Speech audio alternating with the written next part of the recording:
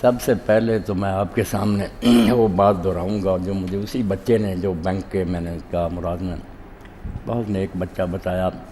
کہ ARY میں نا وہ ڈاکٹر شاہد مسعود انٹرویو لے رہے تھے، جو قید میں سے آئے نا لوگ وہاں سے،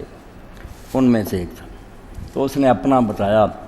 پہلے اس نے یہ بھی بات بتائی کہ 150 ارب ایسے ہیں قیدی جن کو ہر طرح کی اذیتیں دے کر امریکی تھک چکے ہیں، مگر ان کی زبان نہیں کھلوا سکتے، بہت دکھ دیے ہیں، بہت عذاب دے رہے ہیں، مگر انہوں نے زبان نہیں کھولی، کچھ نہیں بتایا۔ تو اس سے پتہ چلتا ہے کہ یہ استقامت اور صبر صرف اللہ دیتا، ورنہ ہمیں تو سوئی چبھے یا ڈانٹ ڈپٹی ہو سب اگل دیں گے۔ وہ اپنی جان پر کھیر رہے ہیں، تکلیفیں برداشت کر رہے ہیں، مگر وہ امت مسلمہ کا راز نہیں بتا رہے۔ اور اپنا اس نے بتایا کہ میرے پر بلکہ بہت سے وہاں جو لوگوں پر ایسے ہی کرم ہو رہے ہیں، کشتگان خنجر تسلیم را ہر زماز غیب جانے دیگر، جو لوگ اللہ کی راہ میں نکلتے ہیں وہ ٹھیک ہے، بہت دکھ ان کو دیے جاتے ہیں، مگر اللہ بھی ان کی تسکین کا سامان کرتا۔ تو اس نے کہا کئی لوگوں کو رسول کریم علیہ السلام کی زیارت ہوئی، اور اپنا اس نے بتایا کہ ایک مجمع ہے جس میں حضرت عیسیٰ علیہ السلام کھڑے ہیں، تو میں نے یہ چاہا کہ میں جا کر آپ کے ماتھے پر بوسہ دوں، مگر مسیح علیہ السلام میری طرف آئے اور انہوں نے میرے ماتھے پر بوسہ دیا اور کہا بیٹا جو کچھ تم لوگوں کے ساتھ ہو رہا ہے سب اللہ کے علم میں ہے، گھبرانا نہیں، ثابت قدم رہنا، یہ زندگی گزری جائے گی، آخرت میں اللہ کے ہاں جو انعامات ہیں نا ان کا شمار بھی نہیں ہو سکتا۔ تو یقین جانے جو اس راہ کے مسافر ہیں وہی بیچارے جانتے ہیں کہ راستے کی مشکلات کیا ہیں۔ تو خواجہ حافظ شیرازی رحمۃ اللہ علیہ کا شعر اور اس کا پنجابی میں جو ترجمہ ہے تو وہی بات کہنے میں آسان، شب تاریک و بی میں موج و گرداب چنی ہائے کجا دانند ہار ما سبق ساران سائے، پنجابی میں بالکل لفظ لفظ ترجمہ کیا، رات ہنیری کمن کیری تے دریا ٹھاٹھاں مارے وہ کی جانن سار ہے ساڈی جیڑے رہن کنارے، جو ہم کناروں پر بیٹھے تماشا دیکھ رہے ہیں ہمیں کیا پتہ کہ وہ بیچارے کس تکلیف میں، کس طرح ان کو جکڑا ہوا، کس طرح ٹارچر کر رہے ہیں، اعضائے مخصوصہ پر زخم کر کے کیسے تیزاب چھڑکتے ہیں، ساری مصیبتیں سائیں۔ تو اللہ تعالیٰ ان کی مدد فرمائے اور ان ظالموں سے امت مسلمہ کو نجات دے، اور ہمارے سربراہوں کو بھی اللہ تعالیٰ یہ ہمت اور توفیق دے کہ یہ ان کے مقابلے میں سینہ جو ہے تان کر کھڑے ہوں، اس طرح یہ ان کے آگے لیٹے ہوئے۔ اور دوسری بات جو بھائی نے کہی تھی اور مولوی فقیر اللہ صاحب نے کہی عذاب برزخ کے بارے میں، وہ بات ہمارے آج کے سبق سے متعلق نہیں تھی، مگر وہ سوال نا ذہنوں میں آتا رہتا تو رہ جائے تو لوگ پریشان رہتے ہیں کہ ایک طرف تو کہا جاتا ہے کہ قیامت کو حساب ہوگا، وہاں نیکی بدی تولی جائے گی، اعمال نامے ملیں گے، ایک آپ لوگ کہتے ہیں کہ قبر میں جاتے ہی کسی کے لیے وہ جنت کی کیاری بن جاتی ہے، کسی کے لیے دوزخ کا گڑھا بن جاتا ہے۔ تو یہ سوال مختلف لوگوں کی طرف سے آتا رہتا ہے کہ پریشانی ہے، اگر حساب کتاب اس دن ہونا تو یہ پیشگی کیوں پھر تکلیف ہے، اور یہ اگر اسی وقت شروع ہو جائے تو اس وقت کیا ہوگا۔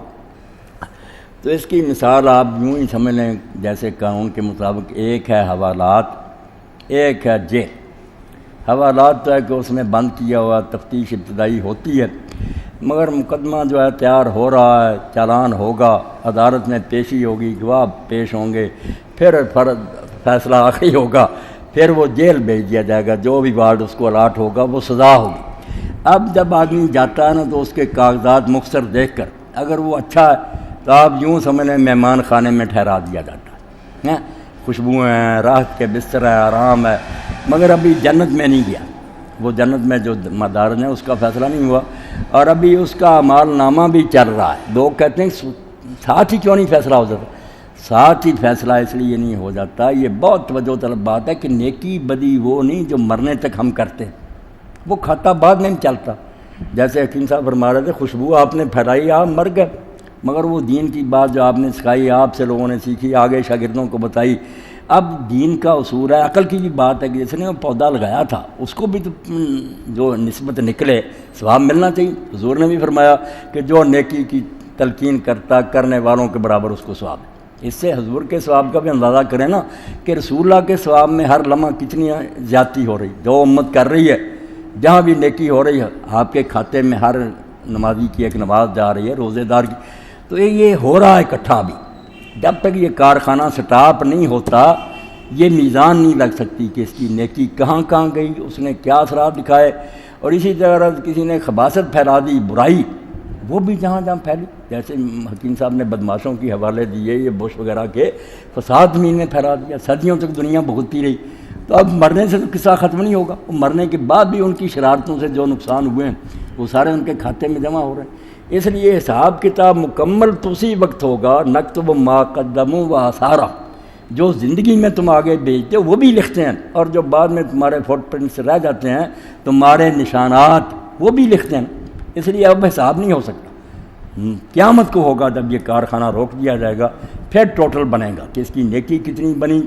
اس کا گناہ کتنا بنا۔ مگر اب بھی ان کو نہیں ایک جگہ اکٹھا کیا جا سکتا، وہ ریسٹ ہاؤس میں ٹھہر گئے نیک لوگ،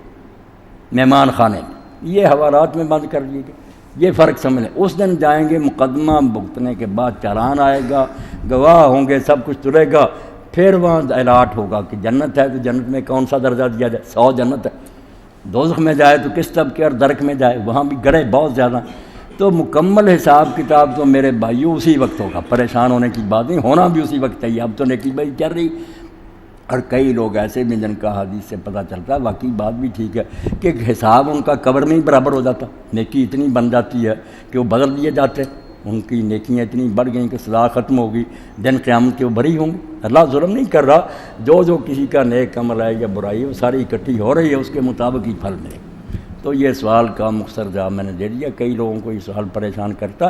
جاتے ہی وہ مہمانوں کے طور پر ٹھہرا دیے جاتے ہیں، یہ مجرموں کی طرح حوالات میں بند کر دیے جاتے ہیں۔ آخری فیصلہ قیامت کے دن یہ ہوگا، پوری طرح مقدمہ چلنے کے بعد پھر ملے گا کہ جنت کا یہ مقام اس کو دے دیا، دوزخ کا یہ اس کو دے دیا۔ جی اللہ اکبر۔ نواز صاحب خیریت سے؟ اللہ فضل۔ ہاں دعا کریں۔ الحمدللہ رب العالمین والصلاۃ والسلام علی رسولہ الکریم سیدنا محمد وآلہ وصحبہ اجمعین۔ اللہم انصر من نصر دین محمد صلی اللہ علیہ وسلم واجعلنا منہم واخذل من خذل دین محمد صلی اللہ علیہ وسلم ولا تجعلنا منہم۔ اللہم انصر الاسلام والمسلمین واخذل الکفرۃ والمشرکین۔ ربنا افرغ علینا صبرا وثبت اقدامنا وانصرنا علی القوم الکافرین۔ ربنا لا تجعلنا فتنة للقوم الظالمین ونجنا برحمتک من القوم الکافرین۔